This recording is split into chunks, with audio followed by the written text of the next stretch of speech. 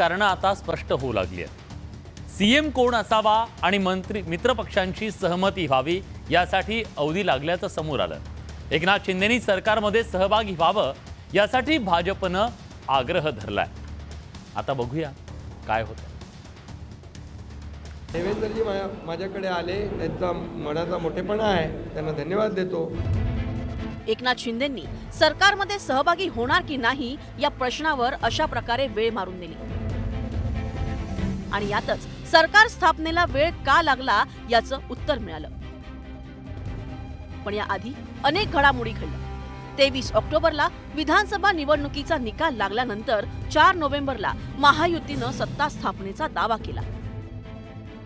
सत्ता स्थापनेचा दावा करायला महायुतीच्या नेत्यांना 11 दिवस लागले। या कालावधीत माध्यम आणि सामान्य जनतेतून प्रश्न विचारले जात होते।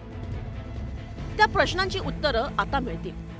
आरक्षणासाठी मराठा समाज आग्रही असल्यामुळे भाजपकडून मुख्यमंत्री पदासाठी मराठा चेहऱ्याचा शोध घेतला जात होता। दुसरीकडे शिवसेना नेत्यांकडून एकनाथ शिंदेंना उपमुख्यमंत्री पद स्वीकारण्याची विनंती करण्यात येत होती। हाच धागा पकडून पत्रकार परिषदेत देवेंद्र फडणवीस यांनीही शिंदेंना सरकारमध्ये राहण्याची विनंती केली। कल मैं स्वयं माननीय हमारे मुख्यमंत्री एकनाथ शिंदे जी के पास गया था और एकनाथ राव जी को मैंने ये निवेदन किया था कि हम सभी की इच्छा है कि इस सरकार में वे स्वयं हमारे साथ रहे। एकनाथ शिंदे सरकारमध्ये सहभागी होणार की नाही यावरून प्रश्नोत्तर सुरू असतानाच अजित पवारांनी मध्येच जोरदार सिक्सर लगावला।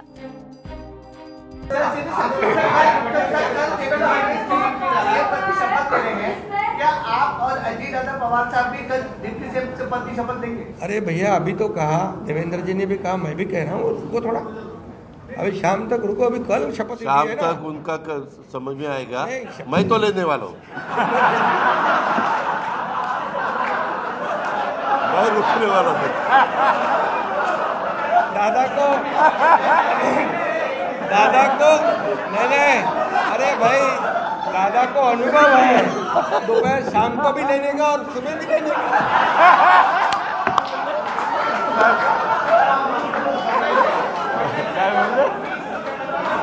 परंतु ऐका, पूर्वी आम्ही सकाळी दोघांनी घेतली होती, तो हे राहून गेलेलो होता। आता पुढे 5 वर्ष आता ठेवणार आहे।